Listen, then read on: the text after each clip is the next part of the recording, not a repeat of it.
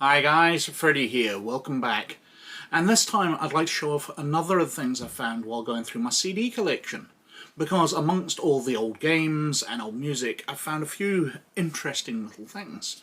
And this one is the Star Wars Behind the Magic discs. Now these are everything that the Babylon 5 ones that I showed off a couple of weeks ago, the interactive guide to Babylon 5 or whatever it's called, wanted to be. The Insider's Guide or Behind the Magic is fantastic. It really is good. So I'm desperate to show off everything it does because it's really hard to get working on modern systems.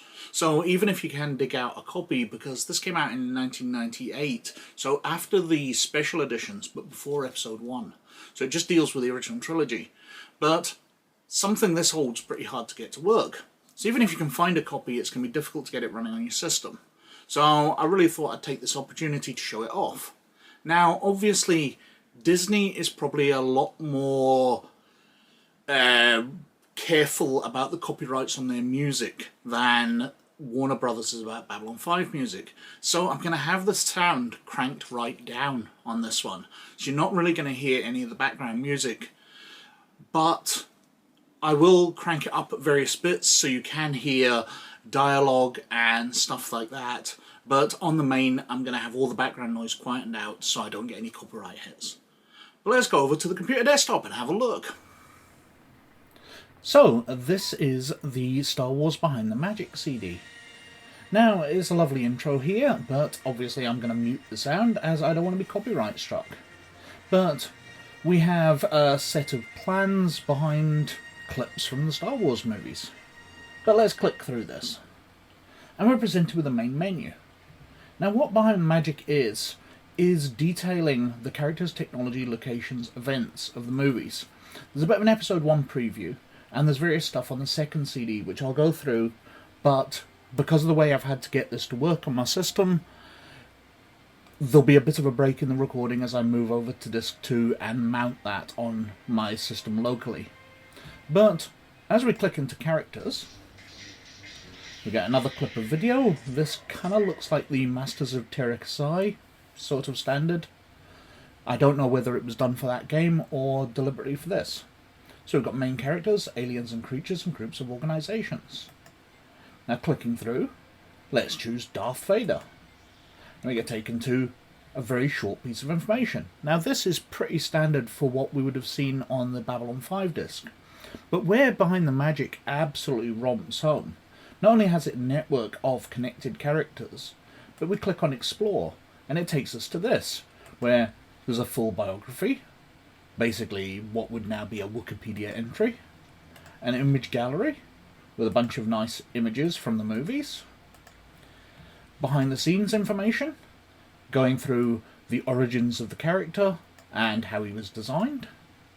Then we're on to behind the scenes images, where we have the original sketches for designing Darth Vader.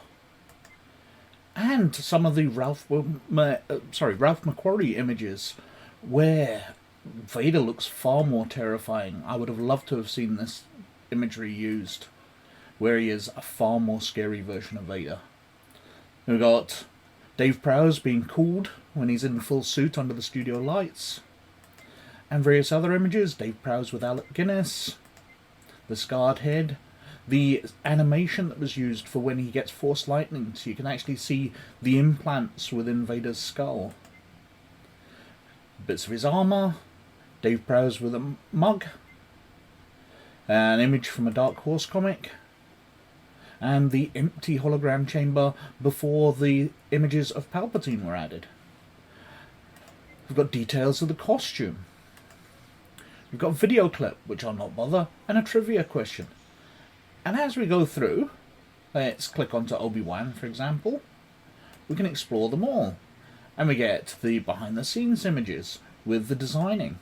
This is where Behind the Magic really goes in. This is a digital version of a coffee table book. So many behind-the-scenes images, bits of behind-the-scenes information, and it goes through all the characters, all the alien species.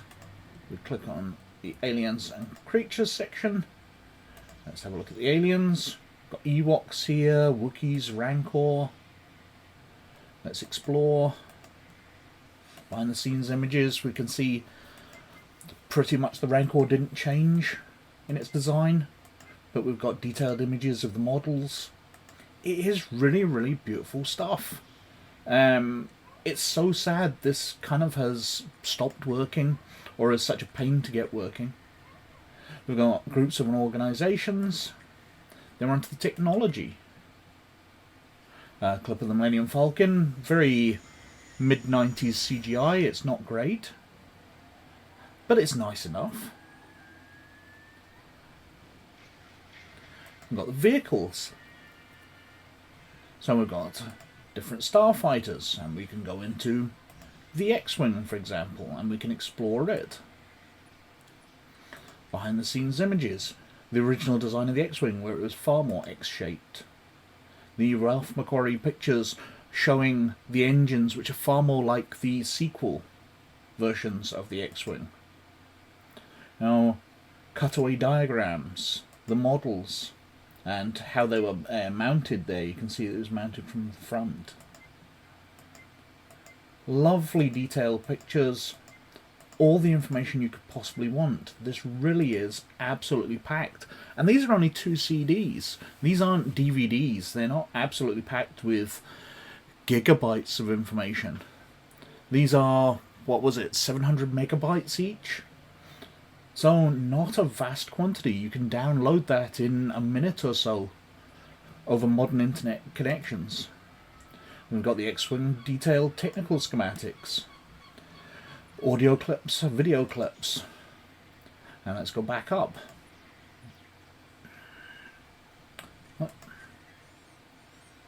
We've got aircraft, groundcraft, the capital ships. So let's have a look at the Star Destroyer. We can explore it.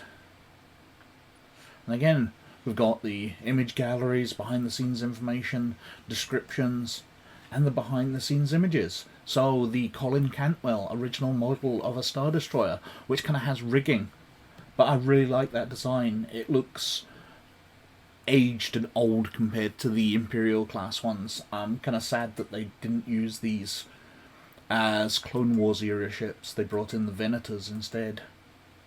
Showing the fibre optic rigging for all the lighting within the Star Destroyer models, showing the size of them. Absolutely beautiful stuff. I love this disc so much. Let's go back up. So, beyond capital ships, we've got other craft, and then we've got speed charts, so we can see the speed of different ships compared to each other, their hyperdrive speeds. So we can see that Dash Rendar's Outrider has a class 0.75 hyperdrive. It's the second fastest compared to the Millennium Falcon. Millennium Falcon walkthrough, so let's click on that. And it's a guided tour. So we can turn around and view the different stations on the Millennium Falcon. You can head through the corridor and explore the ship.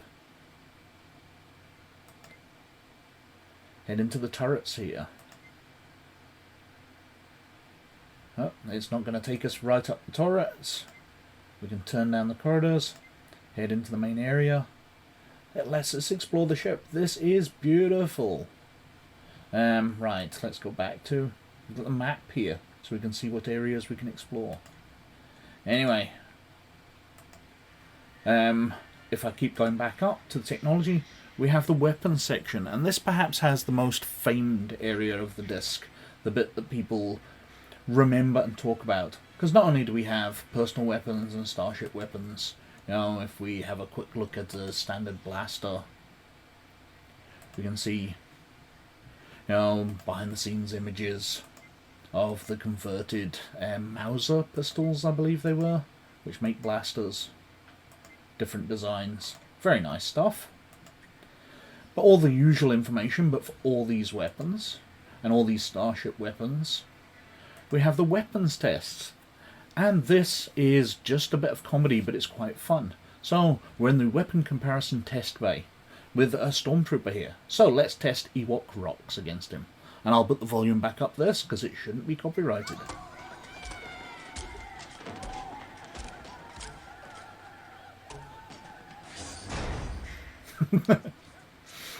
Still makes me giggle after all these years. Then we've got the blaster.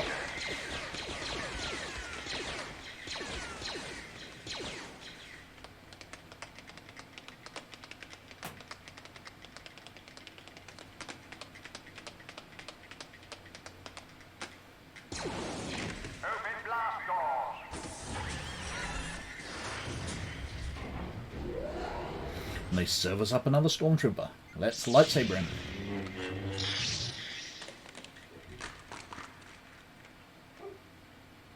A curiously bloodless version. Test successful. TK-3207 report to test bay 94. I like the dejected glance he gives. Let's try a thermal detonator.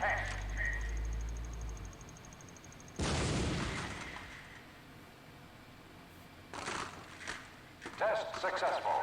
Clean up crew to test bay 94 immediately.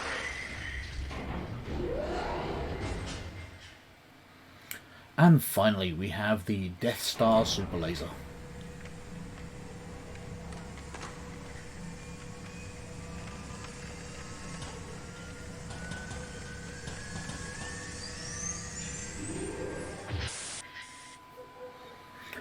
And a Imperial test card.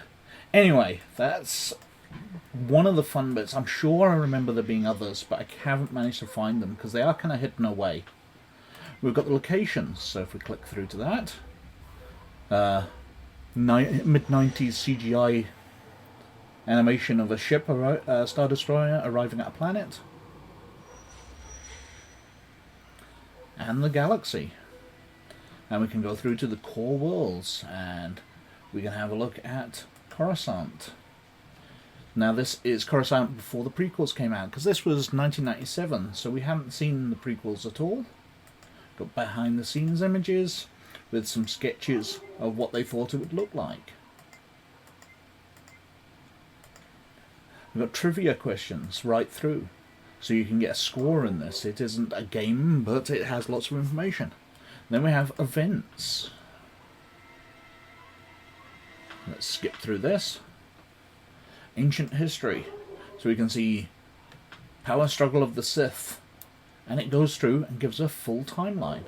We can move to recent and we can see Chewbacca is born, Yoda is born, the Galactic Civil War timeline, the New Republic timeline, so the Trioculus affair and all of the events from the Expanded Universe books, the Age of Galactic Unrest, the Rise of the Jedi Knights.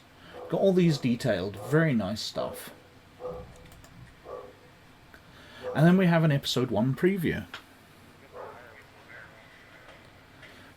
Because it was in production, so we have some information here.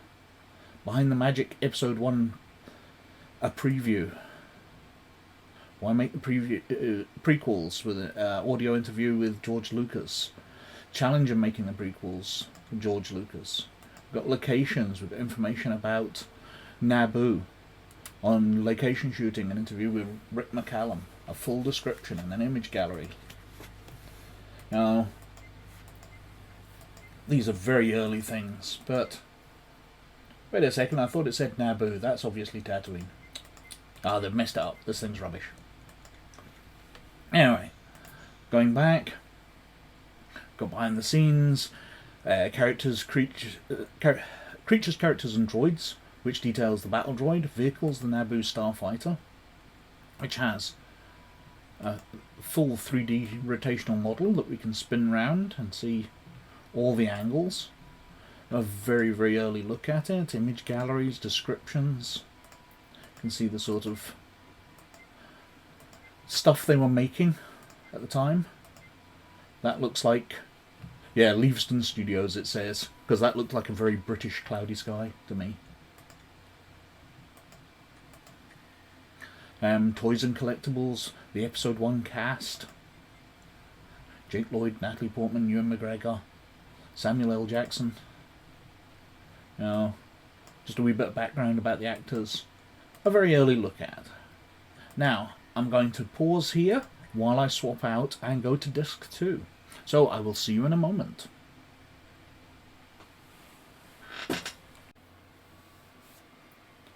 So this is me loaded up disc 2. So on disc 2 we have behind the scenes, expanded universe and scene by scene. And the scene by scene guide is fantastic.